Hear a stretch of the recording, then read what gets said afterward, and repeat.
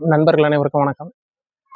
கடந்த காணொலியில வல்லாதிக்க போரும் அதன் அரசியலும் அப்படிங்கிற பேர்ல இன்னைக்கு ஈரான் மீது நடந்து கொண்டிருக்க போரை பற்றியும் அதன் பின்னால் இருக்கக்கூடிய அரசியலை பற்றியும் ஒரு சில விஷயங்கள் உங்களோட நான் பேசியிருப்பேன். அந்த காணொலியோட தொடர்ச்சியாக நாம் சின்னதாக ஒரு சில விஷயங்கள் தெரிஞ்சுக்கணும், அதில் இருக்கக்கூடிய முக்கியமான ஒரு சில விஷயங்களை பற்றி தனியாக எடுத்து பேசணுங்கிற நோக்கத்தில் தான் இந்த காணொலி நான் பதிவிடுறேன். அது என்ன அப்படின்னு பார்த்தீங்கன்னா, அதுதான் ஆக்சிஸ் ஆஃப் ரெசிஸ்டன்ஸ் அப்படின்னு நம்ம சொல்லுவோம்.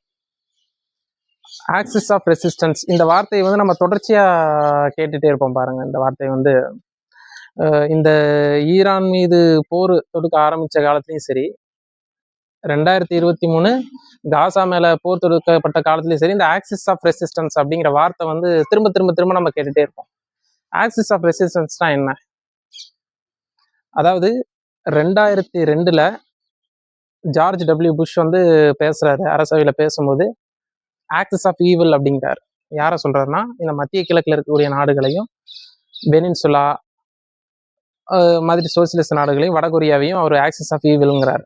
அப்போ அவங்க சொல்றாங்க, we are not axis of evil, we are axis of resistance அப்படிங்கிறாங்க. ஆக்சிஸ் ஆஃப் ரெசிஸ்டன்ஸ் அப்படின்னா என்னன்னா, 1979க்கு பிறகு, அதாவது ஈரானிய புரட்சிக்கு பிறகு அவங்க ஒரு இன்செக்யூரான ஒரு சிச்சுவேஷனுக்கு போறாங்க. ஈரான் ஒரு பாதுகாப்பற்ற ஒரு சூழ்நிலை. ஒரு பக்கம் இஸ்ரேலோட ஆக்கிரமிப்பு, அது ஒரு பக்கம் நடந்துட்டு இருக்கு. அதாவது இஸ்ரேலுங்கிறது பின்னாடி, அதாவது இரண்டாம் உலக போருக்கெல்லாம் பின்னாடி அது ஒரு நாடு உருவாக்கி கொடுக்கப்படுது. இஸ்ரேலுங்கிற ஒரு நாடு யூதர்களுக்காக உருவாக்கி கொடுக்கப்படுது. அங்கிருந்த பாலஸ்தீன பூர்வக்குடி மக்களை காலி பண்ணிட்டு அங்க அவங்களுக்கான ஒரு நாடு உருவாக்கி கொடுக்கப்பட்டுச்சு. அதுக்கான வரையறைகளையும் வகுத்து கொடுத்தாங்க. ஆனா ஜெனீவால் அதுக்கான வரையறைகளை வகுத்த பிறகும் அவங்களோட எல்லை விரிவுபடுத்திக்கிட்டே போறாங்க. யாரு? இஸ்ரேல். அப்ப அந்த இஸ்ரேலோட ஆக்கிரமிப்புகளை தங்களை பாதுகாத்துக் கொள்வதற்கும், அதாவது இஸ்லாமிய நாடுகள், அந்த அரபு நாடுகள் தங்களை பாதுகாத்துக் கொள்வதற்கும், அமெரிக்க ஏகாதிபத்தியம் கடந்த காணொலியில பார்த்தோம் இல்லையா, அவங்கள்ட்ட இருந்து தங்களை சேஃப்கார்டு பண்ணிக்கிறதுக்கும் அவங்களுக்கு ஒரு பாதுகாப்பு வளையம் தேவைப்படுது. யாருக்கு? ஈரானுக்கு. இப்போ உங்களுக்கு புரியுற மாதிரி சொல்லலாம், நேட்டோ கேள்விப்பட்டிருக்கீங்களா? North Atlantic Treaty of Organisation. அது பார்த்தீங்கன்னா, அது கிட்டத்தட்ட 30 நாடுகள் இருக்கும். 30 ஐரோப்பிய நாடுகளும் அமெரிக்காவும் அதில் இருக்கும். அவங்களோட ஒற்றை நோக்கம் என்னன்னா, தங்களை பாதுகாத்துக் கொள்வது. ஏதாச்சும் ஒரு வல்லூறுகள், ஏதாச்சும் ஒரு நெருக்கடிகள் ஏற்பட்டாலோ, ஒரு போர் நிகழ்ந்தாலோ ஒருத்தங்க தங்களை சப்போர்ட் பண்ணி கொள்வதற்கும், ஒருத்தங்களுக்கு ஆதரவா நிற்பதற்காகவும், தனியா இருந்தா வலு கிடையாதுல, ஒட்டுக்கா இருந்தா தானே ஒரு விஷயத்தை எதுக்க முடியும், பாதுகாத்துக்க முடியும், ஒரு வலிமை கிடைக்கும்ல, அதுக்காக உருவாக்கப்பட்டதான் நேட்டோ. அது மாதிரி இந்த நாடுகள் ஈரானிய புரட்சிக்கு பிறகு இந்த ஈரான் தன்னை பாதுகாத்துக் கொள்வதற்காக நான் ஸ்டேட் மிலிட்டாஸ் அப்படின்னு சொல்லுவாங்க ஆங்கிலத்துல, அரசு சாராத யுத்த குழுக்களை நியமிக்கிறாங்க. எங்க நியமிக்கிறாங்கன்னா, அவர்களை சுத்தி அந்த ஈரான் அந்த பகுதிகளை சுத்தி யுத்த குழுக்களை பல்வேறு யுத்த குழுக்களை அவங்க உருவாக்குறாங்க. அரசு சாராத யுத்த குழுக்கள் இவங்க. இப்ப உதாரணத்துக்கு ஏமன்ல பாத்தீங்கன்னா ஹவுதீஸ், இங்க பாத்தீங்கன்னா சிரியாலையும் யுத்த குழு, அதாவது பஷார் அல் அசாத் காலத்துக்கு பிறகு அந்த யுத்த குழு வீழ்ச்சி அடையுதுன்னு வச்சுக்கோங்களேன். அப்புறம் ஈராக்ல பிஎம்எஃப், பாப்புலரேஷன் ஆஃப் மிலிட்ரி ஃப்ரண்ட்னு சொல்லிட்டு, அப்புறம் லெபனான்ல ஹெஸ்புல்லா, அப்புறம் காசால ஹமாஸ், அப்புறம் பிஏஜின்னு சொல்லுவாங்க, பாலஸ்தீன் இஸ்லாமிக் ஜிஹாத்னு சொல்லுவாங்க.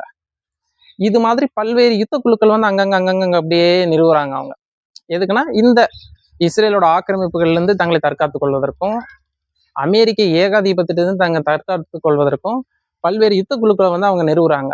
இவங்க பாத்தீங்கன்னா ஒரு அரசு சாராத யுத்த குழுக்கள். இவங்க முழுக்க முழுக்க ஈரானால நிறுவப்படுறாங்க.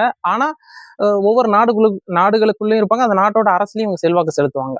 இப்போ உதாரணத்துக்கு ஈராக்கோட பிஎம்எஃப் நம்ம சொல்றோம்ல, அவங்க பாத்தீங்கன்னா ஈராக்கோட ராணுவ படையிலே இருப்பாங்க. ஆனா சுதந்திரமா செயல்படுவாங்க. They are answerable to supreme leader in Iran.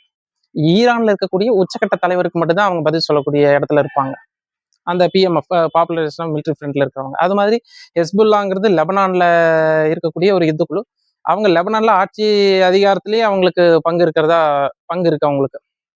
Hezbollah ஒரு அரசியல் கட்சியாவே அங்க இருக்குது, எங்க? லெபனான்ல. அது மாதிரி காசால 2009 பிறகு அதிகாரத்தை கைப்பற்றி ஹமாஸ் கைப்பற்றி அந்த அதிகாரத்தை அவங்க வசம் வச்சிருந்திருக்கிறாங்க.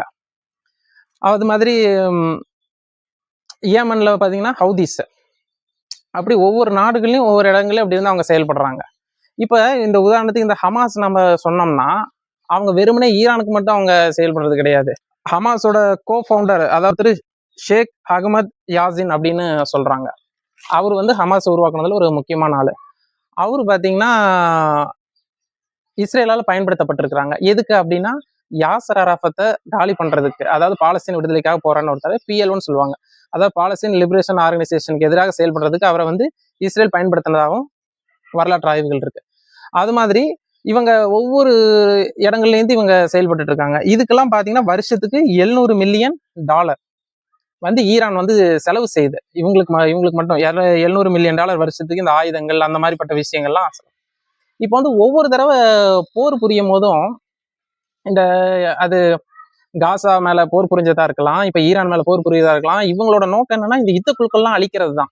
அதுவே அவங்களுக்கு வந்து மிகப்பெரிய சிக்கலாகவும் இருக்கு இஸ்ரேலுக்கும் அமெரிக்காவுக்கும்.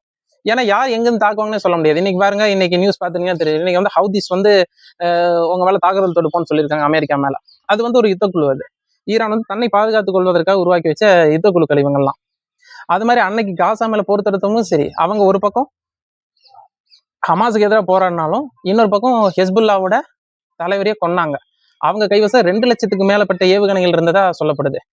ஈரானோட பிரசிடென்ட்டோட பதவியேற்பு விழான்னு சொல்லுவாங்க இல்லையா, அந்த பதவியேற்பு விழாக்கு இவர் போறாரு, ஹெஸ்புல்லாவோட தலைவர் போறாரு. ஈரான்ல வச்சு அவர் படுகொலை செய்யப்படுறாரு.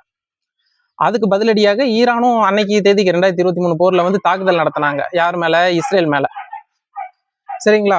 அது மாதிரி இதுல ஒரு முக்கியமான விஷயம் என்னன்னு பாத்தீங்கன்னா, இதுக்கு வந்து யாரு சோர்ஸ் பண்றாங்க அப்படின்னா நம்ம ஈரான் அப்படின்னு சொல்றோம். இவங்களை மெயின்டைன் பண்றது யார் அப்படின்னா இந்த யுத்த குழுக்களை IRGCன்னு சொல்றோம் இல்லையா, ஈரானோட புரட்சிப்படையோட குட் விங்கு. குட்னா வேற ஒன்றும் கிடையாது, அமெரிக்கால இருக்க CIA இருக்கு இல்லையா, அமெரிக்காவோட உளவுத்துறை மாதிரி இவங்க ஈரான் வந்து குட்னு சொல்றாங்க. அதன் மூலமா தான் வந்து இவங்களுக்கு பணம் செலவு செய்யப்படுது. அதோட சீஃப் கமாண்டர் யாருன்னா சுலைமானி அப்படின்னு சொல்லுவாங்க. அவரை 2020 கொலை செஞ்சிடறாங்க இஸ்ரேல். ஆனா இப்ப என்ன பிரச்சனைனா, ஒரு சீஃப் கமாண்டர் கொலை செய்யப்பட்ட பிறகுமே, அதுக்கு ஃபண்டு அனுப்புற முக்கியமான இடத்துல இருக்கவர் கொலை செய்யப்பட்ட பிறகுமே இவங்க வந்து ஆக்டிவா இருக்காங்க. இந்த யுத்த குழுக்கள் ஆக்டிவா இருக்கிறது இவங்களுக்கு மிகப்பெரிய ஒரு சவாலா தான் இருக்கு. இவங்க எல்லாத்துக்குமே பாத்தீங்கன்னா இந்த யுத்த குழுக்களுக்கு ஒருத்தங்களோட பெரிய தொடர்பு இருக்காது. ஆனா ஒரு ஒற்றை நோக்கம், ஈரானோட ப்ராக்சிஸா இவங்க செயல்படுவாங்க. ஈரானோட ப்ராக்சிஸாவும், ஈரானோட ஒரு முகமாகவும், ஈரானோட அரசியல என்ன அந்த ஏகாதிபத்திய எதிர்ப்பு இந்த விஷயத்துல இவங்க எல்லாருமே ஒண்ணு சேர்ந்து அடிப்பாங்க. இவங்களுக்கு எந்த பிரச்சனை வந்தாலும், அது ஹமாஸுக்கு வந்தாலும் சரி ஒண்ணு சேர்ந்துருவாங்க, ஹவுதிஸ்க்கு வந்தாலும் எல்லாம் ஒண்ணு சேருவாங்க. இதை உருவாக்குனது யார் அப்படின்னா முகமது மொண்டசரி அப்படின்னு சொல்லிட்டு. இவர் யாருன்னா இவர் தான் IRGCயோட ஃபவுண்டர், அதாவது ஈரானிய புரட்சி படையோட ஃபவுண்டர். 1979 he get influenced. அதாவது அவர் வந்து என்னன்னா இந்த கியூபாவோட அரசியலை பார்த்து அவருக்குள்ள ஒரு விஷயம் தோணுது. ரெவல்யூஷனரி இன்டர்நேஷனலிசம் மாதிரி நாம இஸ்லாமிக் இன்டர்நேஷனலிசம் அதுக்கான ஒரு ஃப்ரண்ட்டை வந்து உருவாக்கணும் அப்படின்னு சொல்லி இவர் வந்து அதுல இருந்து இன்ஸ்பயர் ஆகி அந்த இதை வந்து உருவாக்குறாங்க. அந்த என்னது யூனிட்டி ஆஃப் ஃப்ரெண்ட்ஸ் அப்படின்னு சொல்லிட்டு. அந்த இன்னொன்று அதுல முக்கியமான ஆள் பார்த்தீங்கன்னா முஸ்தபா சம்ரான்னு சொல்லிட்டு. இவங்கெல்லாம் சேர்ந்து தான், பிளஸ் இவங்க வந்து அந்த கொமேனின்னு சொல்றோம் இல்லையா, சால்டாரிட்டி ஆஃப் த அப்ரெஸ்ட், அவரோட கோட்பாடு, அதாவது ஒடுக்கப்பட்டவருக்கிடையான ஒரு ஒற்றுமை அப்படின்னு சொல்றாங்க. அந்த விஷயத்த கொமேனிட்டு இருந்து எடுத்துக்கிறாங்க. அதாவது இன்னைக்கு இறந்த கொமேனியில் அவரோட மூத்தவர், அவர்கிட்ட இருந்து அந்த விஷயத்தை எடுத்துக்கிட்டு இப்படி ஒரு யூனிட்டி ஆஃப் ஃப்ரெண்ட்ஸ் வந்து கட்டமைக்கப்பட்டு இன்னைக்கு அவங்க வந்து செயல்பட்டு இருக்காங்க. இவங்க எல்லாம் ஒரே கண்ணியில இணைகிறாங்க. அந்த கண்ணி என்னன்னு பாத்தீங்கன்னா அதுதான் ஆக்சிஸ் ஆஃப் ரெசிஸ்டன்ஸ் அப்படின்னு சொல்றோம். இந்த ஒரு சின்ன விஷயத்த வந்து நம்ம தெரிஞ்சுக்கிட்டோம்னா இதுல இருக்கக்கூடிய புவிசார் அரசியலை இன்னும் கொஞ்சம் ஆழமா நம்ம தெரிஞ்சுக்கிறதுக்கு நமக்கு உதவியா இருக்கும். இது தொடர்பான ஒரு கட்டுரையை லிங்க்ல கொடுக்குறேன், வாய்ப்பு இருக்கவங்க படிச்சுக்கோங்க. நன்றி.